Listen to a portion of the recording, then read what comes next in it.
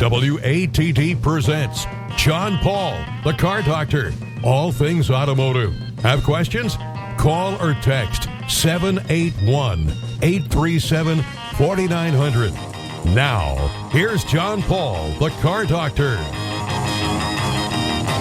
And good Sunday morning, everyone, and welcome to another edition of the Car Doctor program on 95.9 WATD. My name's John Paul, the Car Doctor, here to help you with your car problems on this day before a blizzard again. It seems to be kind of typical. And no one used to believe me when I always said, February's the snowiest month. And everybody goes, no. It is. It always has been. People forget. We talk a lot about the weather and how it relates to cars and what happens when they plow the roads, sand the roads, salt the roads. We're putting all kinds of brine on the roads. It used to be we put just sand on the road, then we put a sand-salt mix, and now we put all kinds of different chemicals on the road that work great to keep the temperature of the melted snow and water so it doesn't freeze at 32. It might freeze at 0 or something, so it makes the road safer. But a lot of these materials are very tough on cars.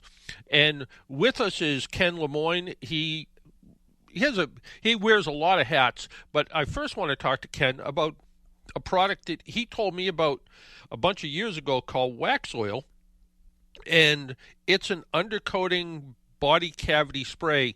Ken, good morning and welcome back to the Car Doctor program. Yes, good morning, John. Good to see you and hear you again. Well, it's that time of year where there's a lot of stuff that gets put down on the roads to keep the roads safe, but this stuff isn't good for cars. And I remember a few years back, I was with one of the AAA engineers, and we were walking I think it was the Detroit Auto Show, and we were looking at different cars and the nooks and crannies that salt and other ice melt products could kind of work their way into and stay there and cause rust. And if you live in the New England states or upper state New York, rust is a real critical issue. But the product that you introduced me to, Waxoyl, is a way to try to stay on top of that, right? It really is. I mean, if you've got a new vehicle today, you're going to spend upwards of $50,000 to as much as maybe $100,000, and it's an insane circumstance to spend that kind of money and not protect your vehicle. Rust is essentially moisture and oxygen attacking metal. So if we can prevent the moisture from getting to the metal, the chemical action can't occur. There's a company there based out of Switzerland, and they're now about 65 years old. As you mentioned, the name of it's called Waxoyl. And I stumbled across it about 20-some-odd years ago. I was underneath a prospective purchase of a Volkswagen bus. And this was about 2003, and the bus was about a 1966. And my friend was looking to buy this bus. So I'm underneath the bus, and there's no rust on this 37-year-old bus. So I holler out to the guy that owned it, and the second owner brought it over from Germany. And I said, how come there's no rust under here? And he says, well, the first owner told me he had an undercoat job done on it when it was relatively new. And I said, who did it? This is unbelievable. He goes, I don't know. He says, there's stickers on the back of the bus. Maybe one of them is the company.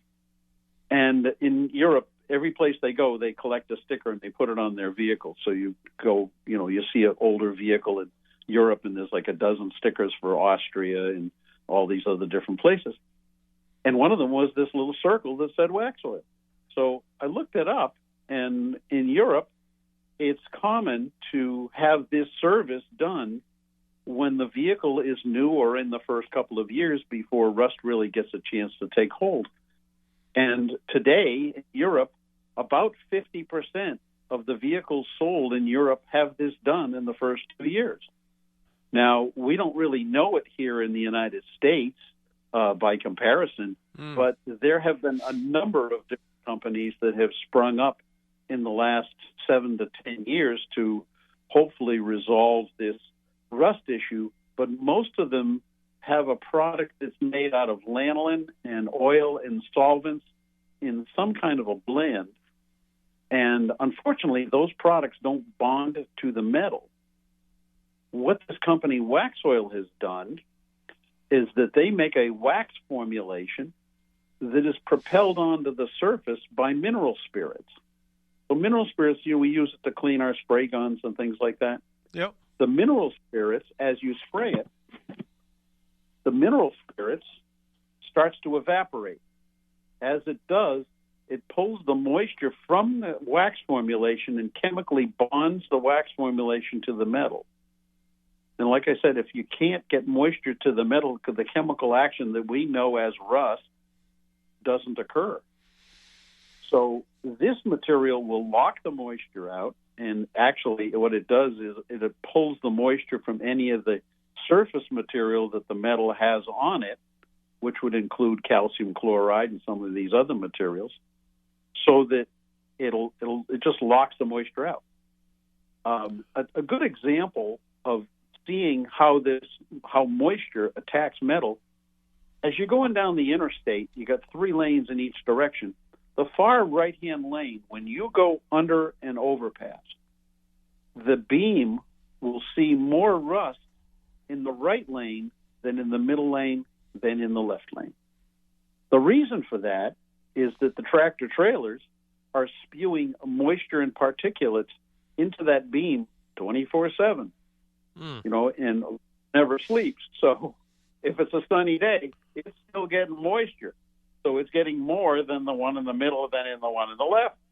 So we see that in the United States, we see that very commonly, that these bridge beams are rusting just because of the traffic that's going underneath them. In Europe, they use Waxoyl. They coat the bridge beams, and they check it every 5 years after the first 25 years. So they have found a way to be able to cure the problem. So since we've last talked, I think that we now have in eastern Massachusetts, we have about 100 DPWs and DOT Massachusetts are now actively using this product. Wow. What they have found is using calcium chloride and, in some instances, magnesium chloride.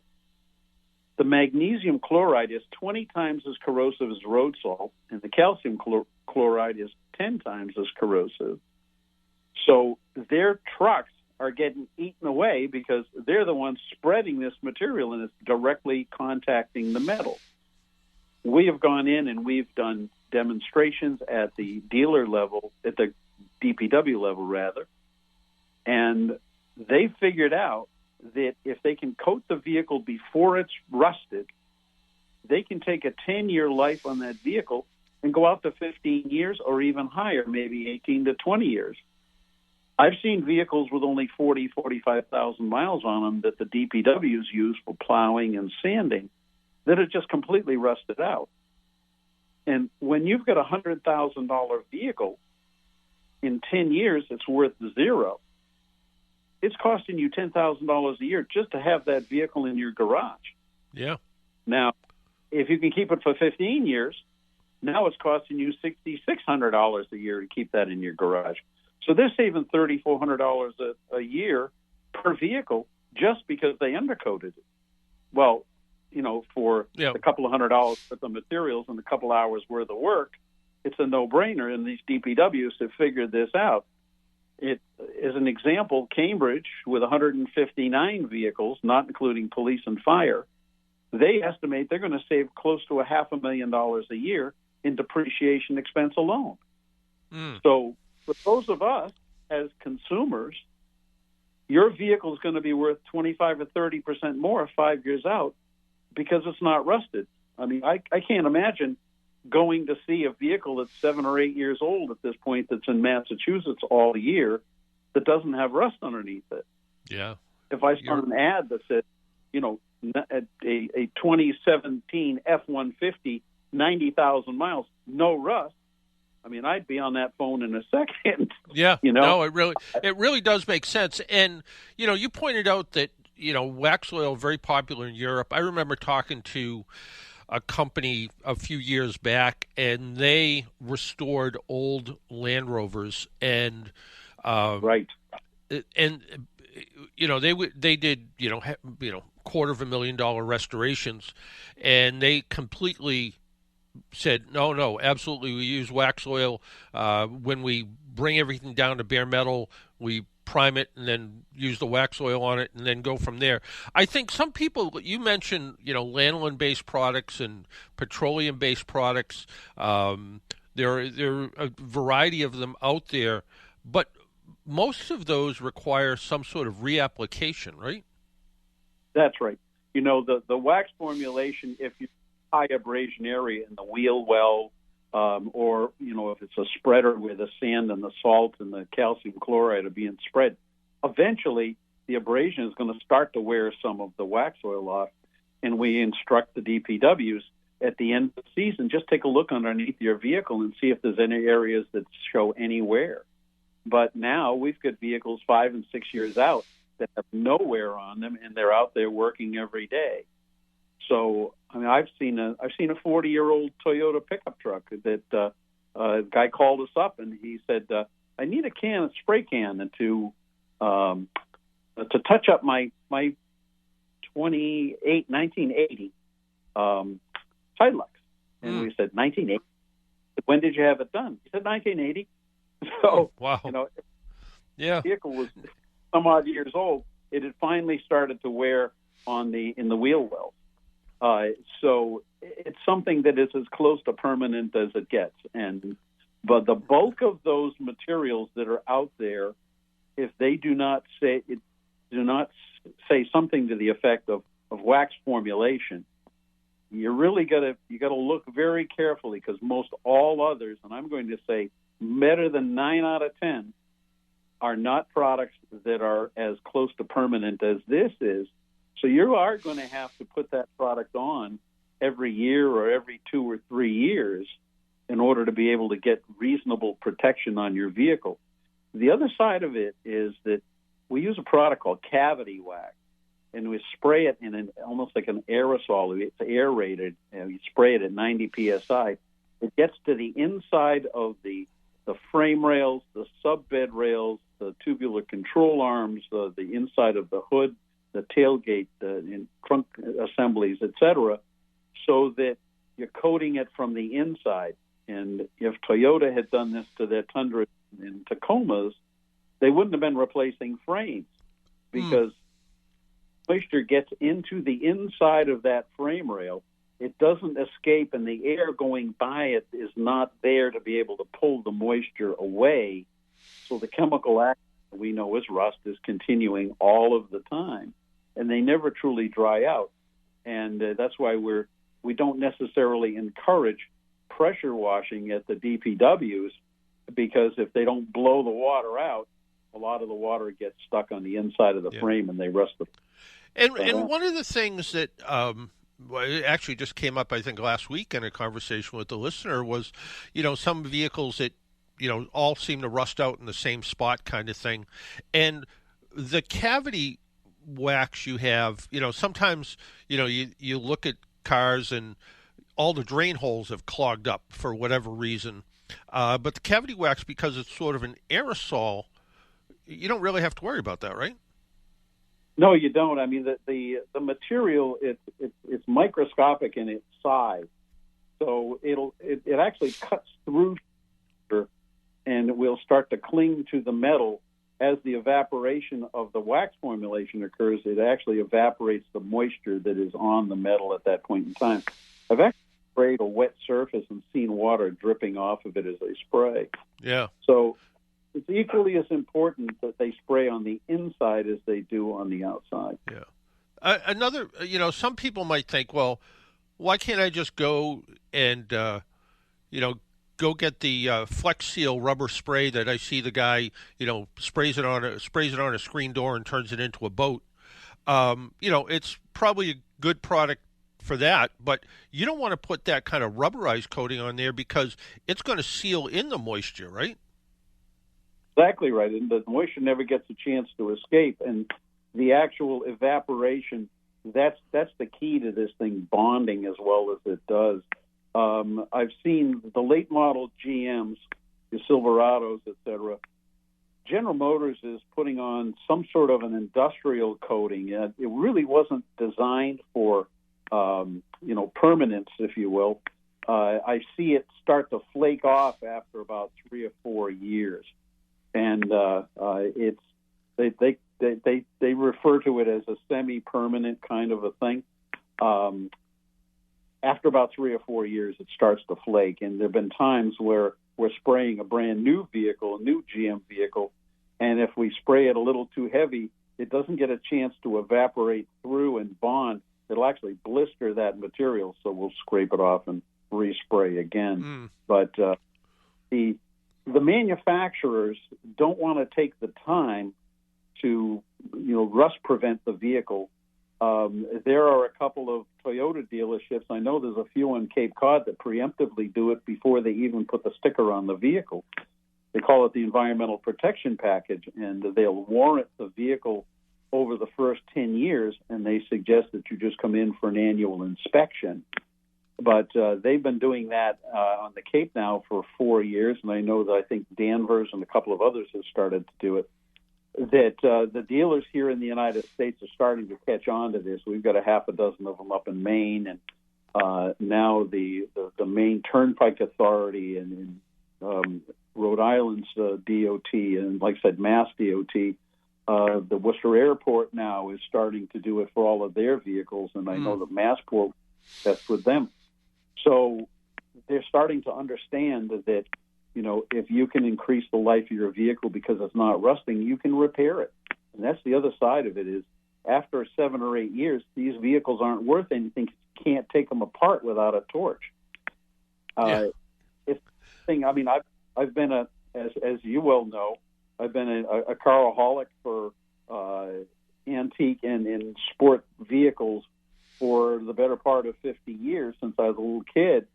And I do this to my classic vehicles. Once I know that a vehicle may be out there and possibly be out there in the bad weather, I'll coat the vehicle to make sure that it's properly protected. Yeah, no, it really makes sense. And it can be, ideally you go someplace that's a Waxoyl dealer and have the product put on, but you can also buy it in spray cans and kind of DIY it too, right? Do it yourself, yep. You need to get the vehicle high enough to be able to get under it, obviously. You can't just reach underneath. Right. And doing it thoroughly is really a great idea because this is not toxic to any of the rubber, which, by the way, those lanolin solvent blends are toxic to the rubber. It'll cause the rubber to crack over the course of time, so ball joints and boots on the racks, et cetera, will start to crack and rot. I've seen plow trucks that the complaint that the plow truck driver had, and this was in May of a couple of springs ago, he said, when I lower the plow, it sounds like the front of the truck is coming apart. What happened is he had been spraying with a lanolin solvent blend, and I won't mention the manufacturer, but what had happened is that the sway bar bushings had rotted from the continual application of this material, and it caused the sway bar to hit the frame when they unloaded the front end by dropping the plow. And this is something that is like I said, it's toxic to the vehicles, and you continually respray it, it's just going to rot out that rubber. But this is not toxic to rubber or to any of your electrical connections. It'll actually insulate them so that you won't have that issue. So anything that spins or gets hot, I stay away from. So I don't do the belly pans on transmissions. I don't do the rotors and the drive shafts. Pretty much everything else is fair game. And this material actually will wipe off. The Waxoyl will wipe off using regular vegetable oil. You can just take it right off when it's wet, so that you don't have to worry about getting any overspray. So don't wear your best clothes when you're doing it, though. No, I mean, in Europe, the guys that sell Waxoyl in Europe, they wear a white shirt just to prove how good they can do the job. And I can appreciate how a BMW dealership in Germany or Switzerland is not going to get anything on the floor. everything that's done professionally, we pretty much all use SATA guns that are built in Italy and Germany.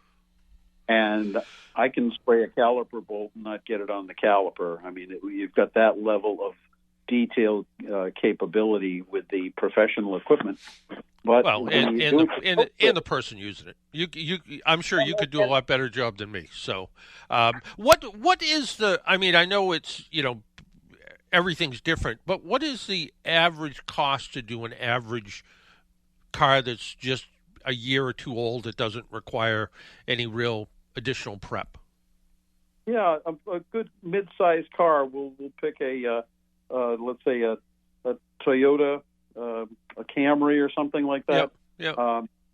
Getting a do-it-yourself kit for about $125 to $150, you can really do a nice job. You can do all your cavities and undercoats, and that'll take you all the way up small SUVs like a Highlander or something like that, or a RAV4.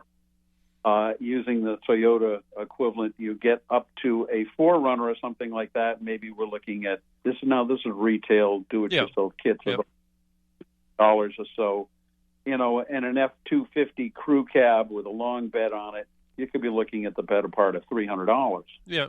Now, that F-250 long bed crew cab is going to cost you $65,000 or $70,000. So, spending $300 and a couple hours to make sure that you're going to get your investment back by another 25 or 30%, and not have to worry about fixing the vehicle because it's not going to be rusted when you try and repair it.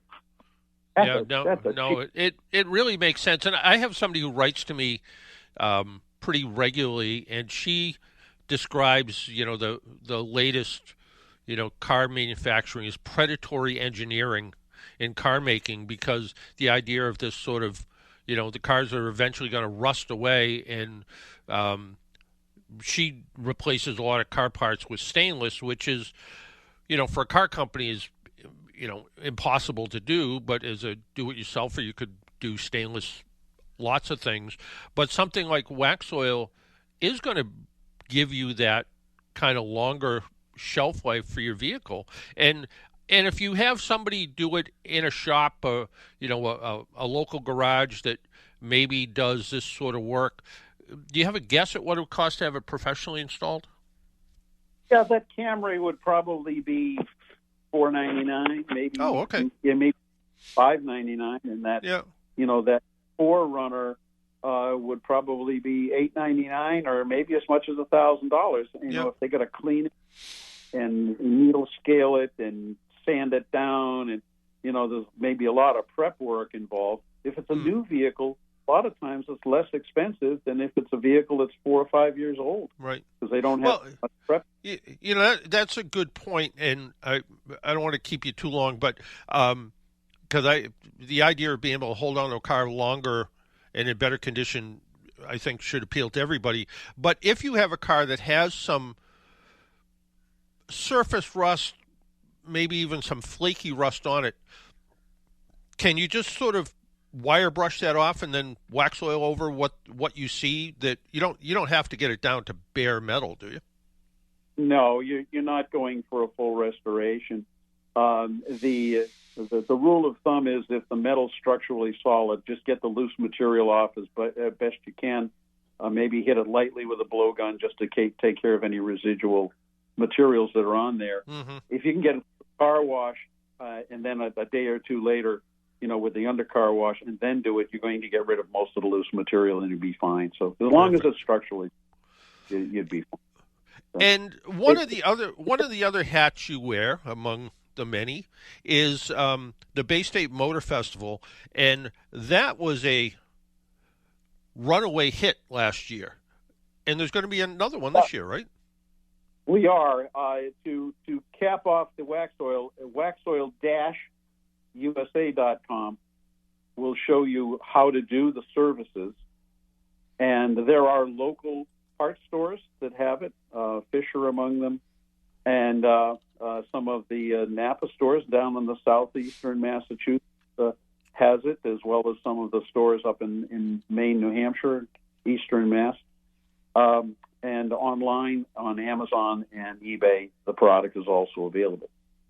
So, changing gears, the BayState Motor Festival was the outgrowth of an 8-year restoration that I did on a vehicle that was built in Framingham in 1924 by Richard Long, as in Long Motors, the first GM dealership in the country, which is still in business today. They built 2,500 cars in Framingham between 1922 and 1925, and this was the only sedan that was left. There's one Roadster that's been in a family since new, and the sedan. And it's a, I don't know if you've ever done a huge puzzle without a picture, but that's what this vehicle was. Because I can't even do a huge puzzle with a picture. So yeah. So over the last 8 years, I've incorporated the skills of a number of really truly expert restoration folks, and we've done a tremendous amount of research to try and figure out how, one of one, what is appropriate and correct for that particular vehicle. And we've got it to the point where it's now running and driving, and we've done a full restoration on it. The car is called a BayState, and from Framingham. The model was a Model 1, and you can look up BayState Motor Festival.com, and you'll see pictures of the vehicle and the 200 and some other odd vehicles that happen to show up. The year of the show, we wanted to honor Massachusetts as the genesis of the automobile in America. Back in 1893, Stevens Duryea Company built vehicles out in the Holyoke, Springfield area, and they were recognized by the Antique Auto Club of America as the first production manufacturer of automobiles in America. So we've had vehicles like the Stevens Duryea and the Metz, M-E-T-Z, car built in Waltham, and the Orient, as in Orient buckboard. The Stanley Steamers, Grout vehicles made in Orange, the Marsh motorcycle from Brockton, a Cameron car from Brockton, the Rolls Royces that were built in Springfield, Massachusetts, Indian motorcycles. We had a whole range of those kinds of vehicles, along with General Motors vehicles that were built in the Framingham plant between 46 and 89. We did not have an Etzel, which they made them in Somerville. Assembly Square was named after the assembly plant that Ford had. So we're looking for one of those for next year. You couldn't get the one out of the hotel? It's possible. Yeah, because that was a regular listener, Peter, who used to own that car. I guess the question is, was it made in the plant, or a lot of them were made in the other Ford locations? Yeah, and that was one the qualifier. I don't know. We'll have to get a hold of Peter and see what he has to say. Yep. But there's this year. Is there a date already set up for this year? Yep, we're doing it on Father's Day, so I expect that all the fathers will be there, because the mothers, I can't tell them what they can't. They can't go to a car show on Father's Day. That's right. Yeah. So it's in Cushing Memorial Park, which is a 67-acre lawn. So if you want to bring your vehicle, something that you love, to a vehicle show, to a motor festival, be it a motorcycle, a car, a truck, etc., you're going to park on a lawn. You're not going to park on tar. The special display this year will be made in New England, and we're trying to extract one of the two remaining Skene cars, S-K-E-N-E, that were made in Lewiston, Maine. The folks at Seal Cove up in Maine are hoping to bring one of those down. If not, they also, I believe, have a Corbin, which was built in New Britain, Connecticut. And some of my many collector friends have Corbins and Pope Hartfords and locomobiles built in Bridgeport. The Cameron cars who were built in Pawtucket, Alco trucks, also built in Providence. So, we're hoping that Dave Smith and Factory 5 will be able to come and bring some of the Factory 5 vehicles, which are still being made in Wareham. But we are actively pursuing those vehicles that were made in other states in New England, as well as the ones that were made in Massachusetts. So I think this really gives people the opportunity to see cars that maybe they've heard of and never seen before, or maybe they've never even heard of them before. But the idea that New England is so rich in car history, and I think, a lot of people, and you mentioned my old hometown of Brockton, when I was a kid, Brockton was known as the shoe capital, but no one really thought about it as an automotive manufacturing. I mean, they did baseball uniforms and made shoes, and didn't think much more of it other than that. But the idea that there was, 2 or 3 different car manufacturers, granted small scale, and motorcycle builders in the same place that, later became known as the shoe capital, I think really is a great bit of history to learn. There really is. I mean, there were 162 manufacturers of cars, motorcycles, and trucks in Massachusetts before the Second World War. There were 7 million vehicles that had been made in Massachusetts, and 4.7 million of them were made in Framingham. So we are very rich in our automotive and vehicle manufacturing history. And we have, I think, 3 and possibly 4 museums that are planning to attend with displays, as well as, I believe, 3 history centers, Amesbury being an and Merrimack, where they were the world leaders in carriage building between 1880 and 1910. No, it's a great opportunity for people to go, see some things, meet some people. If you're thinking about getting into the old car hobby, no better way than to talk to somebody who's kind of worked their way through it. If there's a car that you've always kind of lusted after and said, oh, let's see what it would really take. No better way than talk to somebody who's already done it. And that's what I love about car shows in general. Going back, waxoyl-usa.com is where you find out more information about Waxoyl. And if you want to find more information about the festival, where can people learn about that? It's the BayState Motor Festival, all one word, .com. We are instituting a series of podcasts in support of it. And what we'll be doing is we'll be focusing on all facets of the automotive enthusiast hobby, as well as the industry itself, be it the vice president of sales of various manufacturers, to the owners of dealerships, to restorers, curators of museums, the specialists that deal with various vehicles, be it Mercedes or doing old car restorations, etc.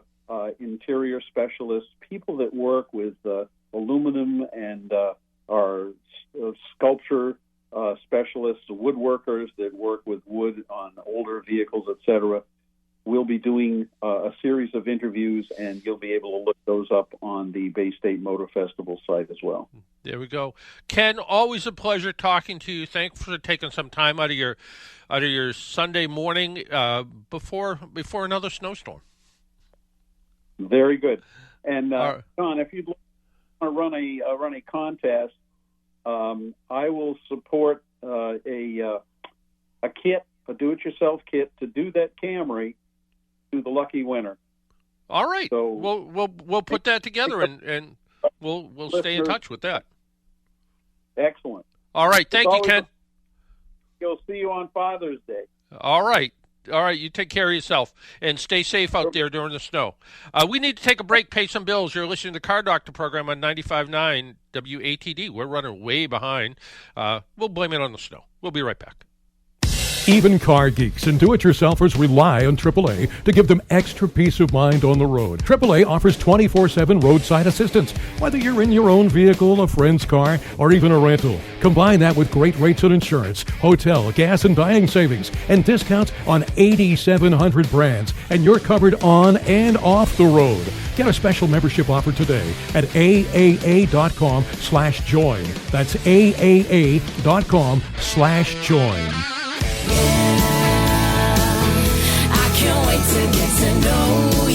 Hey, this is Kylie Evans. Tune into Twilight Showcase Radio, hosted by Sandy Stride and Keith James on 95.9 WATD and also at 959WATD.com. Search for Twilight Showcase on Facebook and visit twilightshowcase.org. Twilight Showcase, tonight from 8 to 10 on 95.9 WATD. Honored with a Lifetime Achievement Award from the National Highway Traffic Safety Administration. He's John Paul, the Car Doctor, on 95.9 WATD. And welcome back to the Car Doctor program on 95.9 WATD. Bunch of different recalls. GM is recalling more than 43,000 Cadillac, GMC, and Chevrolet full-size SUVs over an issue with transmission control valves. Apparently, the 10-speed automatic transmission, which was designed to replace the 7-speed wonky one that they had, isn't doing as well as they hoped. The transmission control valve is affected, and affected vehicles may fail. And here's where it gets interesting. And lock up the rear wheels. That could be fun. As a fix, the dealers will install a new transmission control valve software, so it's a software fix. And if you own, a 2022 Cadillac Escalade or Chevy Tahoe or Suburban or GMC Yukon or Yukon XL, with this 10-speed, you'll be getting a recall notice in the mail about it. So you might want to kind of pay attention to that. And Nissan, who has enough problems going on, has some recalls. The gears in the electric throttle body assembly and some of the turbocharged 1.5-liter 3-cylinder engines may break and cause the vehicle to lose power. This expands a recall from July, same kind of thing. So if it's a Rogue 2023 to 2025 Rogue, and yours wasn't affected by that recall, you might want to pay attention to your mail coming in and see if you're getting a recall notice. Also, it makes good sense. I mean, I'm looking at a list of fairly recent recalls. 500,000, Ram trucks, 800,000 Jeep Grand Cherokees, 84,000 Hyundais and Kias, BMWs, Volkswagen. So cars get recalled all the time. And this is just in the last month and a half or so. So go to, whatever your favorite app store is. If you have Google Play Store, I guess they still call it that, or the Apple Store, go to that and download the NHTSA app, the NHTSA app. And it might be called Safer Car, but either way, download the app, and then you can put your specific vehicle in. And with the vehicle identification number, or in some cases, you can just put the license plate in, and somehow it tracks you and knows what your vehicle identification number is. And then if your car gets a recall, you can look on the app to see. And if you read about a recall, like, for instance, 84,000 Hyundais and Kias, a recall from instrument panel display. Well, you're like, well, I own a Hyundai or Kia. Do I need to be worried? Well, the 2025, 26 Tucson hybrids, plug-in hybrids, Konas, Ioniqs, and you're like, but how do I know if it's mine? Well, with the app, it actually has the vehicle identification number, so it will tell you whether it's up to your vehicle or not. Your vehicle may have been made earlier or later and didn't get involved in the recall because there was something that, something changed in the manufacturing process that didn't affect the recall. So, like there's what was the big one here? 568,000 Hyundai Palisades recall for an airbag issue. This was the end of January, beginning of February. It's been the first major recall of the year for them. It has to do with the 3-row Palisade, and it is for a 5-year run, 2020 to 2025. The side curtain airbags and third row occupants may deploy improperly in a crash and could injure the people that are in the third row. So, but you're like, well, how do I know if my car's in there? Well, if you download the NHTSA app, well, you'll know because you'll put your car in there. Same thing with, there was a big Ram truck. There was 500,000 of those. Recalled for kind of a weird thing. It was recalled because there was 456,000 vehicles over an issue with trailer lights and trailer brakes. And it says here, affected vehicles include model year 2024 to 2026 Jeep Wagoneer S, model year 26 Cherokee, model year 2025-26 Ram, all series, it looks like. The trailer tow module in the affected vehicles may have been improperly designed, causing the trailer lights and trailer brakes to fail. Trailer brake lights and turn signals that fail to illuminate, reduce visibility. Other drivers, it happens if you don't have lights. So, as a fix, the dealers will replace the trailer tow module for free, and that should take care of it. If you own one of those vehicles, you'll be notified sometime next month. So they're working on getting all the materials and everything together. So, there's one of those things that, sometimes you'll read about the recall and and you're like, well, my car's being recalled, but there's no parts available. And you're like, well, now what do I do? So, yeah. So, but just being aware and kind of being on top of it, even, there's 150,000 Priuses that are being recalled because of water could enter an electric door switch on the rear doors on certain vehicles and cause the switch to activate. If this happens, it says, the rear doors were unlocked, and it says the rear doors can open while driving. And I like the way it says it, and increase the risk of injury. Well, yeah, if the door's open while driving and you fall out, well, keep your seatbelt on. That's what you should do.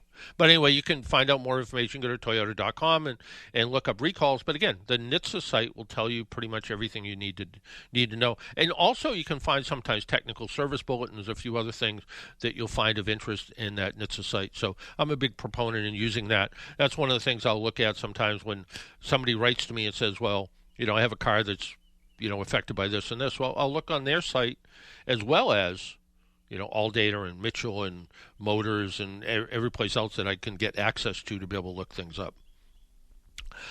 I never heard what happened. Last week we were supposed to talk to somebody that had a company that had technical service information fairly reasonable. It was like under $30. The person never called in. I emailed the PR company, and the PR person said, I don't know what happened. They stopped doing business with us. So I don't know. Maybe just as well we didn't talk about it, and maybe there was something kind of flaky about it. Who knows? But never heard back. Don't know. We don't know what happened. Why don't we take another break, and when we come back, if you'd like to join us, 781-837-4900, 781-837-4900 is the call-in number. Give us a call, and we'll talk to you when we come back. My name's John Paul. This is the Car Doctor program. You listen to 95.9 WATD. Even car geeks and do-it-yourselfers rely on AAA to give them extra peace of mind on the road. AAA offers 24/7 roadside assistance, whether you're in your own vehicle, a friend's car, or even a rental. Combine that with great rates on insurance, hotel, gas, and dining savings, and discounts on 8,700 brands, and you're covered on and off the road.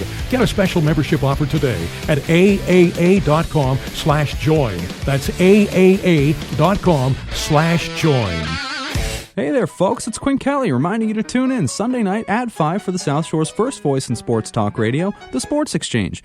Unmatched coverage of local high school action as well as a relatable voice on all things Boston Pro Sports. We've got you covered live at 5 every Sunday night.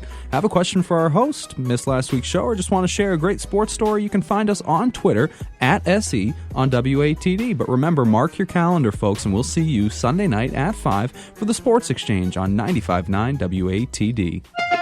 Make an appointment Sunday morning at 11 for John Paul, the Car Doctor, on 95.9 WATD. Now, back to the Car Doctor. And welcome back. Bunch of emails came in this morning. My Altima has 110,000 miles on it. I think I'm supposed to change the coolant, transaxle fluid, and spark plugs as part of scheduled maintenance. I cannot find any official guide to verify what needs to be done. Do I need to perform these maintenance items? Where do I find a guide? Well, you can look at the owner's manual. You can look up, you can go, I do a lot of looking in owner's manuals, and most of them are all online now. So that's the first place I always look. And at 105,000 miles, they're absolutely correct. The coolant should be replaced. The spark plugs need replacement. And the transmission fluid should have been changed at 60,000 miles because it's a CVT-style transmission.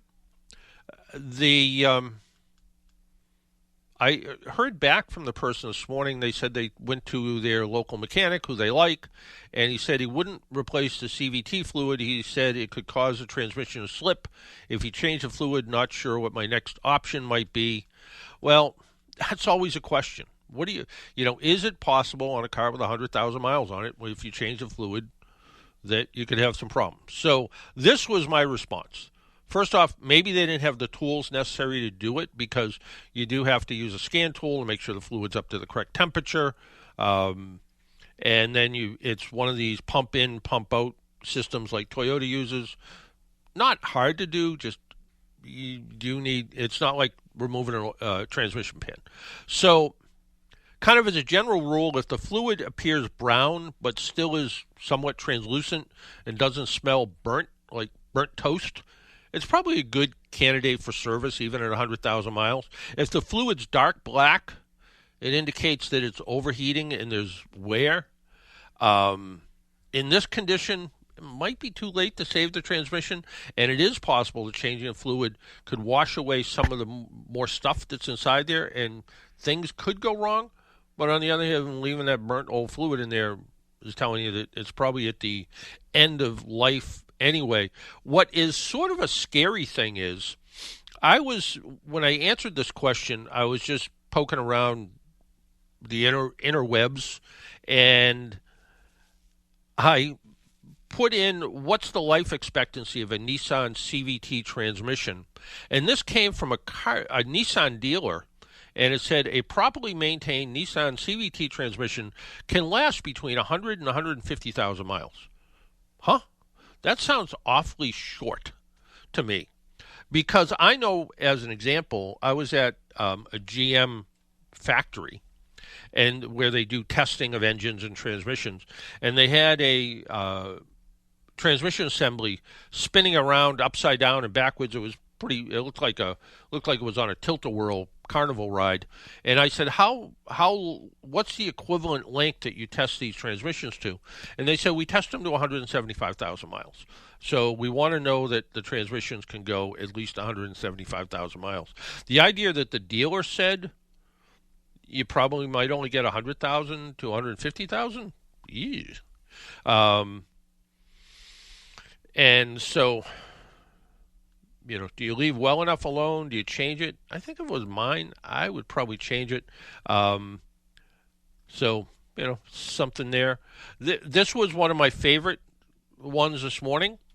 A guy says he reads my advice in the Kingston Freeman up in Kingston, New York. That's one of the papers that carries my column. And my columns, a lot of, like the Providence Journal column, usually publishes online on Friday for some reason, but it's in the paper on Sundays. There's some smaller papers that are related to the Boston Herald, for instance, and the Kingston Freeman's one of them, the Saratogian. They're in New York. And then today, the Hartford Courant carried a column, which they don't always do. That's a little bit hit or miss. So we see some here and there around. But this person has a 2025 Toyota Corolla, but they don't like the horn. The horn's wimpy, and he wants to know, is there anything they can do? Yeah, you have to do it online. You can buy a you can buy a Japanese horn kit, which is 2 horns, and they actually come with the wiring to hook them together. So it makes it nice and easy. You just need to find another hole to mount the other horn. You'll have nice loud horns. You do that for like $75 maybe. You'll have a car that doesn't sound like it has a wimpy horn. Let's talk to our buddy Rick. He either calls in from New York or West Palm Beach, and I think he's in West Palm Beach this morning. Rick. Yes, sir. Good morning. Thank you, JP. Hey, I just was curious because I haven't really heard. Did you know that through our governor that we were reimbursed 20% in our auto insurance from last year? I did not hear that. Well, yes, sir. And our governor, do you mean our governor in Florida or our governor in New York? My governor in Florida. Well, I didn't get any money back on my insurance. I have a car registered here. Well, I have to tell you, I had heard about that it was going to happen, and I from the big, the big insurance companies. Yep. And then I see an email, and I got almost 20% back. Wow. Boom. I'm going to have to check with Progressive. Right I'm going to have to check with Progressive, which is where I have my car insured. That's only because you mentioned it. That's who I have, and they put it right back on my credit card. Nice. I'm going to have to check that out. So I mean, I've been contact with you for years and years, and we never really get into the insurance issue. Well, because insurance gives me a headache. I know, but it's like being married. Can't live with it, can't live without it. Yeah, I suppose. Yeah, you're right. And I'm I'm gonna have to check that out because now I have 2 cars insured here, and I'll have to see what Progressive has to say about all this. Like I said, it was it had been spoken about months ago, and I was kind of like waiting. I thought maybe it wouldn't happen till maybe 26, but nope. They gave me back 20%. Now I have not heard from anybody else down here though. You would think someone would say, "Hey, guess what? I just got Yeah, you would. Yeah, you would say, "Hey, drinks are on me. I just got money back from my insurance company." Also, I was with someone the other day, some young fellow that moved from Illinois, and he told me, and I think the kid was like 26, and he's telling me he has to take a written test to transfer his license from there to Florida. I think that's only if you've let your license expire in the other state. Oh, okay. Yeah, I think that because I for no other reason than health insurance, I became a Florida resident this year, and I did it because the health plan. This is kind of in the weeds, but the health plan I had, they discontinued it in Massachusetts, so I couldn't get insurance that would work in Florida and Massachusetts. So I'm like, I got to look at something else. So I became a Florida resident, and I went down. And like all things in Florida, it only costs money. So you go and do it. Hey, that music means we got to get going. But Rick, always a pleasure hearing from you, and thanks for the tip.